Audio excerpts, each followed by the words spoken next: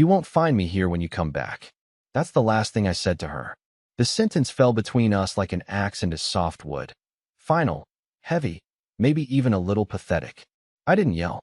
I didn't cry. I just said it as the music thumped behind us and the torches flickered along the shoreline. She paused, tilted her head. Then she laughed. Not nervously, not sweetly. She laughed like I'd told her the punchline to some sitcom she never respected. Like the idea of me leaving, really leaving, was so outrageous, it deserved nothing but amusement. And then she went back to dance with him. I didn't leave right away. I stood there a moment, trying to figure out how I got to that exact point. How I went from the man who used to make her breakfast in bed to the man whose boundaries were comedy material. The sand felt cold under my feet. The kind of cold that climbs. I didn't say goodbye. I walked through the trees behind the beach and left the way I came, alone. No one noticed. Not even her. But while she twirled under string lights and music with a man who wasn't her husband, I made the quietest, most serious decision of my life. And no, it didn't come with fireworks. It started with a taxi ride I never planned to take. A deleted shared album. A phone dropped into a motel toilet. And then, silence. Because when I disappeared, I didn't slam doors or leave letters. I didn't rage on social media or pack bags dramatically. I did what she never expected. I meant it. And what happened after? Let's just say, people don't laugh the same when the joke's over. When I stepped out onto the main road, I didn't even know where I was going. My phone had 12% battery. I had sand in my shoes, and I was still wearing the button-down shirt she'd told me actually looked decent for once. I remember that detail because it came out between sips of her second mojito, right before she asked Jace to show her how the locals move. I didn't go home. I didn't even go to a hotel. I took a rideshare into town, booked a last-minute room at a rundown inn behind a seafood shack, and sat on the edge of a bed that smelled faintly like mildew and regret. I stared at the wall for almost an hour. No TV, no music, just silence. That kind of silence that grows teeth and bites if you sit in it long enough. The text started at 11:42 p.m. Lorna. Hey, where are you? You being dramatic? Lorna. Seriously, Everett. Stop sulking. It's just a party. Lorna. Come back. I'm getting tired of pretending you didn't storm off. At 12:19 a.m., she finally called. I let it ring. Then again at 12:26. And 12:40. By 1 a.m., she switched to voice messages. The first one started with an annoyed sigh. The second one was all laughter in the background and a fake pout voice. Everett, come back. You're being so weird. But the third one was the one that did it. The one that snapped something loose inside me. Her voice was lower, slurred. I could hear wind and waves behind her. If you think walking away made you look strong, you're wrong. You're just a coward. This is why people think you're soft, Everett. You don't do anything. You just sit there and feel sorry for yourself. That was the moment I stood up, grabbed my phone, and started deleting everything. Photos, threads, shared notes, our Spotify playlist. Gone. I didn't scream. I didn't cry. I just erased. Quietly. Meticulously. And the whole time, all I could think was, she actually laughed when I drew a line. She never thought I'd walk. And maybe a part of me didn't either. But there I was, out of the house, off the radar, and for once, not explaining myself. The morning after, I got a message from her sister, Carly. Carly, what happened? Lorna's freaking out. Said you disappeared? I didn't reply. Not out of cruelty, but because I knew that if I opened the door even a crack, I'd get pulled back in. And I wasn't sure I'd survive it this time. Not the gaslighting. Not the denial. Not the pretending that I was overreacting again. I just couldn't do it anymore. But here's the thing. Silence screams. Louder than any words I ever said. By noon, she was calling my office. By 2 p.m., she'd sent an email with the subject line. Can we talk without you acting like a ghost? I didn't open it. Because while she was busy playing catch-up, I was busy remembering things. Things I'd buried. Little moments. Offhand insults. Half-lies that I swallowed because I didn't want to fight. All of it came back like shards. And that's when I started to really question, how long had I been the joke in my own marriage? I didn't have the answer then, but I was about to find out. Because later that night, in a moment of weakness or curiosity or something in between, I finally opened her cloud gallery. And what I saw there wasn't just betrayal. It was proof. I didn't mean to open her hidden album. That wasn't the plan. I wasn't looking to punish myself. I wasn't even trying to snoop. But in that dim little motel room, with the curtains drawn against the blinding Carolina sun and the silence pushing on my chest like a weight, I made the mistake of logging into the shared cloud account we set up when we got married. It wasn't well hidden, just buried under a folder called Backup Events. I clicked without thinking. At first, it looked like nothing: pictures of last year's Christmas party, a few shots from her yoga retreat, random selfies with our cat. But then I saw the album labeled Workshop Asheville. I almost laughed. I remembered that trip. It was supposed to be a week-long professional development seminar. I hadn't been invited. No spouses allowed, it's all networking and lectures, she'd said. She came back exhausted, cranky, and oddly distant for a few days, but I chalked it up to travel fatigue. I even picked her up from the train station with her favorite cinnamon rolls. She kissed my cheek like she was kissing a wall. The album opened slow, like the phone was hesitating too. The first photo was tame, her in a conference room, name tag, coffee in hand. But the third? It was a mirror selfie from a hotel bathroom. Hair down, lipstick fresh, wearing a silk robe that I didn't recognize. Photo after photo came next. Her laying across hotel beds, half-dressed. Her holding two champagne flutes. Her posing with her leg playfully draped over someone's lap, but only his hand was visible, resting low on her thigh. And then, a picture of her and Jace. Full view. Faces flushed. Sitting far too close on a rooftop bar, her hand clearly under the table, his head tilted like he was whispering something only meant for her. I sat frozen. Not angry. Not even heartbroken. Just hollow. I don't know how long I sat like that. Eventually, my stomach turned and I ran to the motel bathroom to vomit. It wasn't just the betrayal. It was the ease of it. The confidence. She'd saved these. Not hidden well. Not buried deep. Like some part of her wanted to be caught. Or worse, didn't care if she was. My hands were shaking, but I kept scrolling. The timestamps showed these weren't isolated incidents. Asheville was 6 months ago. There were pictures from a brewery festival 2 months later. Then one from just 3 weeks before the beach party. Lorna and Jace had a lounge, her lips on his neck. It wasn't a fling. It was a relationship. And I had been the placeholder husband, the accessory she wore to family events and holiday dinners. I stared at my reflection in the cracked mirror, pale and sweat damp. I looked like someone who'd just crawled out of a collapsed house. I didn't call her. I didn't even cry. Something colder settled inside me, a kind of numb clarity. This wasn't a misunderstanding. It wasn't a lapse in judgment. It was a pattern.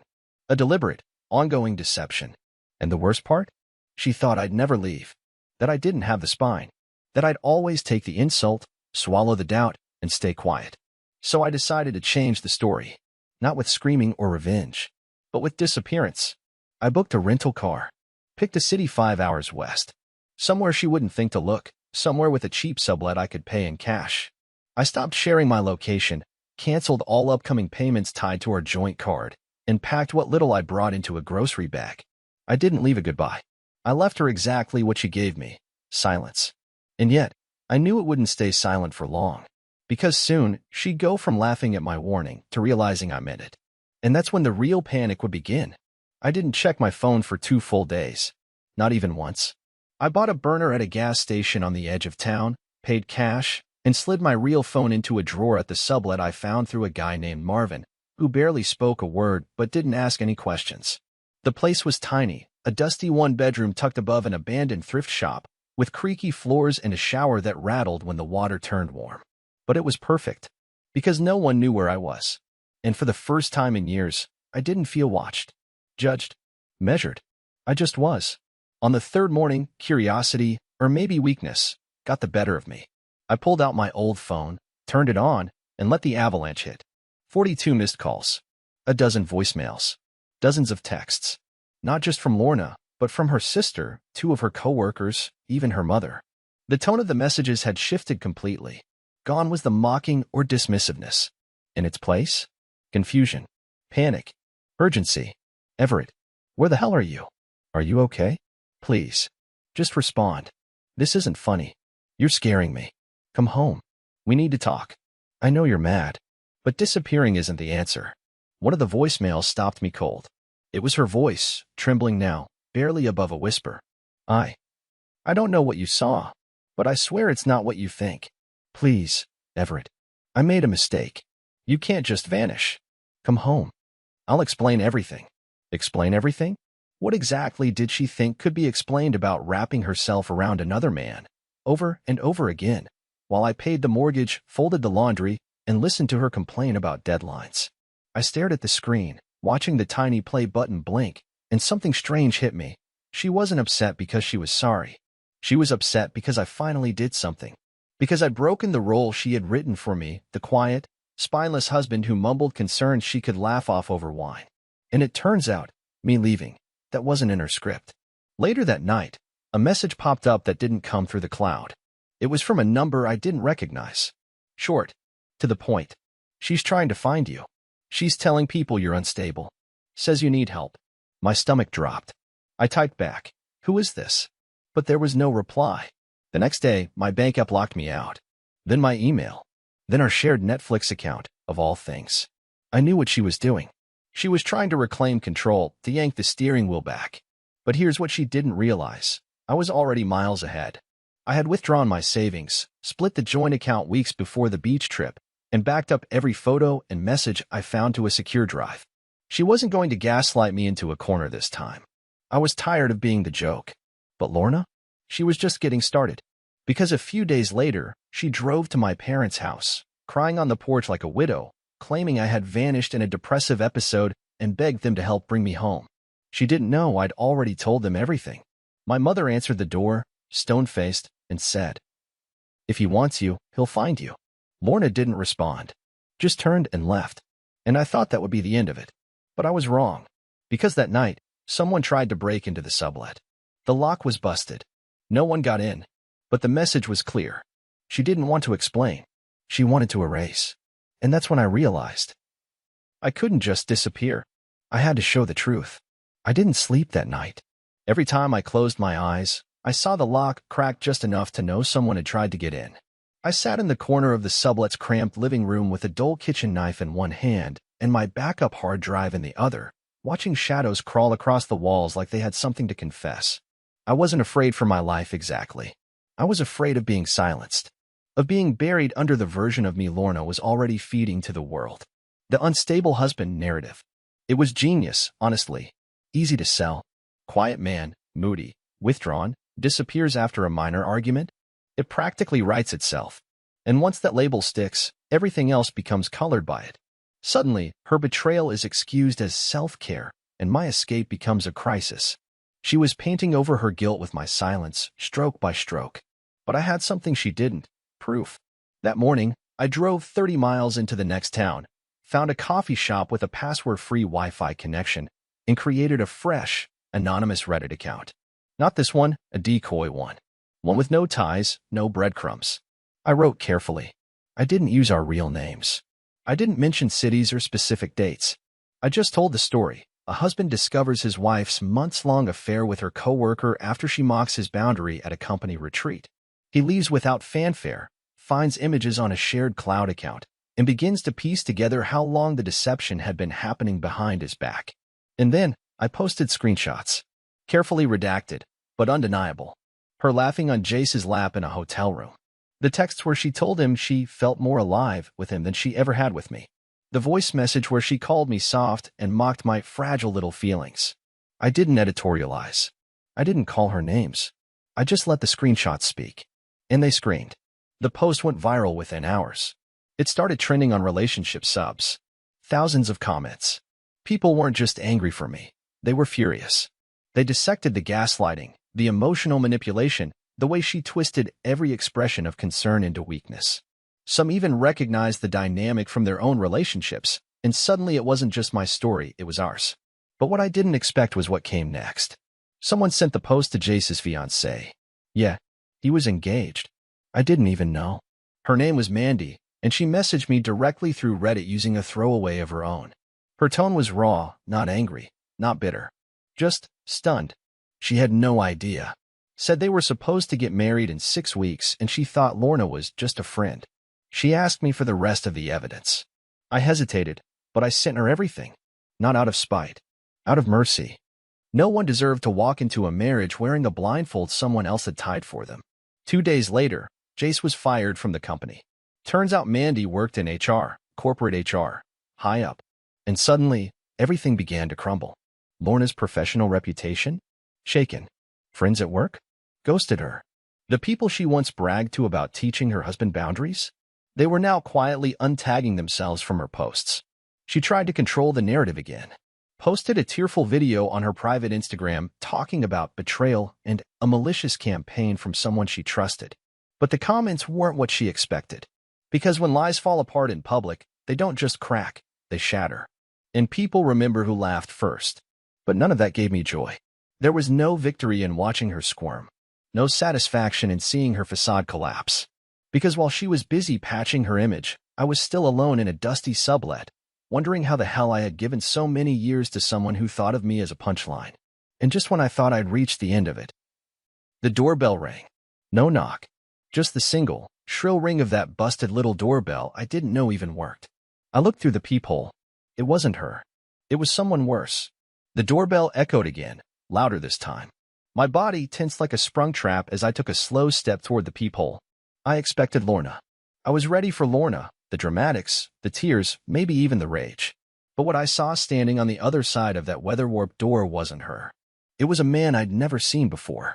Mid-50s, maybe early 60s. Expensive jacket, leather briefcase, the kind of demeanor that said, I don't knock twice. His car, parked crooked in front of the building, was a black Audi with government plates. I didn't open the door. Instead, I cracked the window and called down. Can I help you? He didn't look up at first. Just adjusted his sleeves, checked his watch. Then finally, he turned and spoke loud enough for me to hear. You're Everett Kane, correct? I hesitated, then lied. No. I saw you through the window 20 seconds ago. Let's not waste time. I should have ignored him. Should have closed the blinds and called Marvin to change the locks again. But something in his voice, calm, sure, surgical, froze me in place. Against my better judgment, I opened the door. Just a crack. Just enough for his next words to hit like a brick through glass. I represent a private law firm that has recently taken an interest in your wife's situation. He said, your wife, like it was a technical term. Like Lorna was a file on a desk, not a person who'd once cried in my arms during thunderstorms. I'm not interested, I said, already starting to close the door. Then he added, you should be.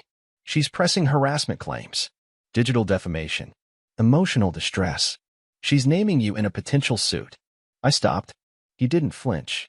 Just extended a single manila envelope through the small gap. You'll want to read this. Carefully. My hands didn't shake as I took it. They should have. But I think I was beyond adrenaline. Beyond fear. I was drifting through something else entirely, a space where betrayal didn't sting anymore. It just hummed like background radiation. He turned to leave. No pitch. No threat. Just a final glance over his shoulder. You know, he said, in my line of work, we see a lot of couples tear each other apart. But usually, it's cleaner when one of them actually has a soul. Then he was gone. I locked the door, closed the blinds, sat at the kitchen table, and stared at the envelope. I didn't open it right away. I made coffee, burned toast, poured the coffee, drank it cold. Then I opened it. It wasn't just legal threats. It was a full dossier. Photos, transcripts, posts, a printed copy of my Reddit thread, annotated in red pen. Notes from her therapist, apparently handed over voluntarily. A letter from her attorney describing her as an emotionally compromised woman recovering from the psychological abuse of a controlling partner.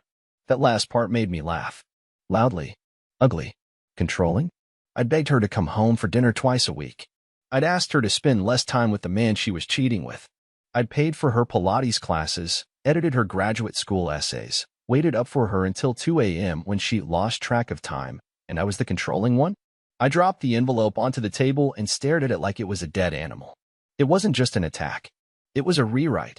She was trying to flip the script, cast herself as the wounded heroine and me as the dangerous ghost haunting her happy ending. But she made one mistake. She underestimated how much truth I was still holding. She didn't know I had her voice recordings, full conversations where she admitted to lying about her whereabouts. She didn't know I had screen captures of her mocking me in group chats with her coworkers, calling me pathetic but loyal, telling Jace I was too scared to leave even if he saw us F******ing on a billboard. She didn't know I'd already sent all of it to 3 different friends with instructions to go public if anything happened to me. I wasn't just playing defense anymore, and I wasn't going to let her burn me to keep her reputation warm. The next morning, I emailed her attorney directly. Just one line. I hope your client has a good explanation for these. Attached were 7 files. That was all. By noon, the phone rang. It was Lorna. Blocked number. I answered. Her voice was quiet. No more laughing. Everett, she said. We need to talk. Not over email. Not like this. Please. I didn't respond. Because this time, I was finally ready to talk. But not on her terms. I agreed to meet her, but not because I wanted to. There was no curiosity left in me. No part of me ached for her explanations or apologies.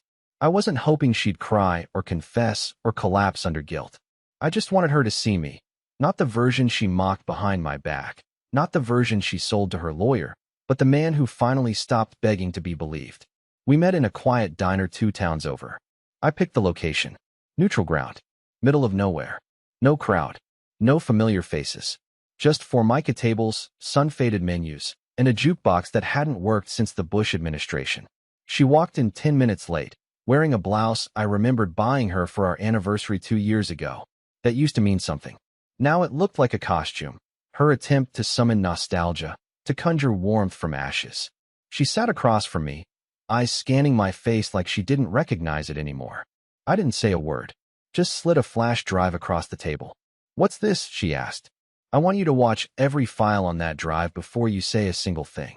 She gave a tight, bitter smile. More Reddit posts? More twisted storytelling. Your voice, I said calmly, is in 4 of those recordings. Are you saying I made that up too? She didn't answer. Her hand closed around the drive like it might burn her.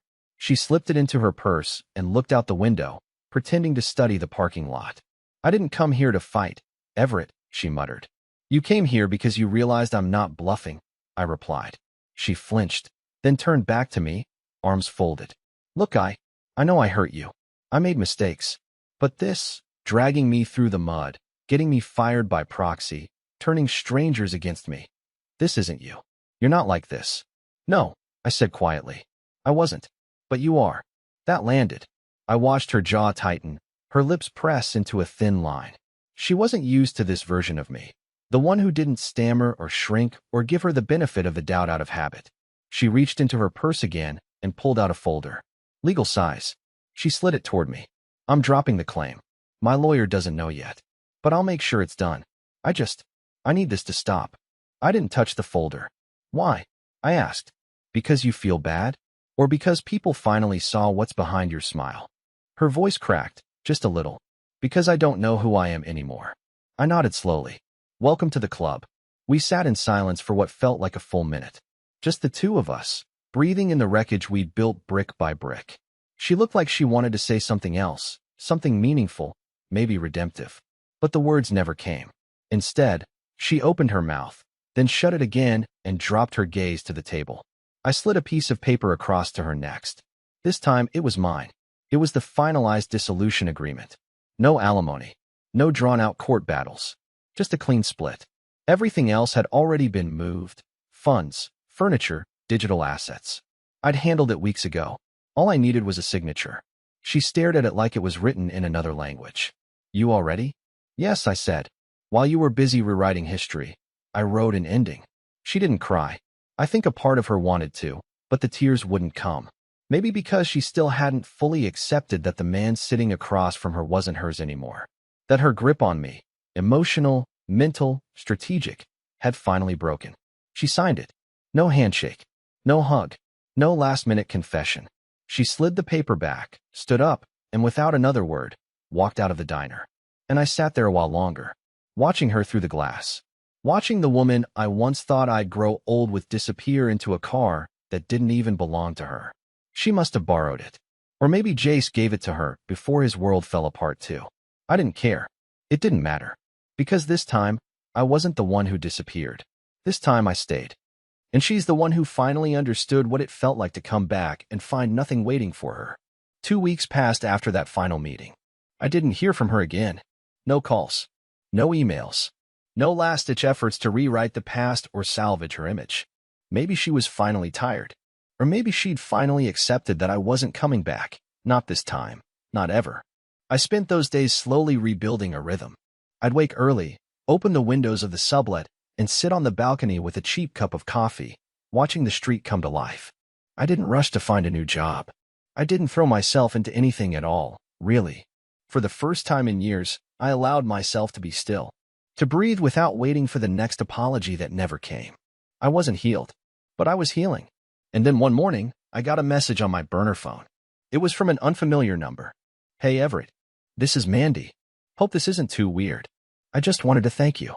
Mandy, Jace's fiancée, or rather, ex-fiancée. I hadn't expected to ever hear from her again. I wasn't sure I wanted to, but her message kept going. "You saved me. What you posted, what you shared, it gave me answers I didn't even know I needed. It was painful, but it set me free. And I just wanted you to know, you're not weak. You're brave as hell." I sat there rereading it for several minutes. It wasn't the compliment that got to me. It was the clarity in her words. For so long, I had been gaslit into thinking that my hurt made me fragile, that being honest made me pathetic, that drawing boundaries was a flaw. But here was someone who lived a different version of my pain, telling me that doing the hard thing, walking away, didn't make me small. It made me strong. She ended the message with something simple. "If you ever want to talk to someone who gets it, I'm around." And for once, I didn't hesitate. I wrote back. We started slow, just messages. Then a phone call. Then another. We didn't talk about our exes much. Not after the first couple of times. We talked about music. About hiking trails she loved. About the kind of life we both thought we'd lost and were now slowly, cautiously rebuilding. She wasn't a rebound. I wasn't hers either. We were something else entirely, two people who had been burned badly enough to recognize warmth when it came honestly. 3 months later, I left the sublet. Moved to a new city. Took a job doing freelance design, something I hadn't done since college. I even adopted a dog, a stubborn, aging mutt with a crooked tail who follows me around like I'm the only person left on Earth. I don't know what the future holds, but I know this. The man who stood on that beach, begging for respect and being laughed at, is gone. The man who let himself become a footnote in his own life? Gone too. And in his place is someone new, someone whole. Because sometimes, the most powerful thing you can do isn't scream or fight or prove your worth. Sometimes, the strongest thing you'll ever do is walk away and mean it.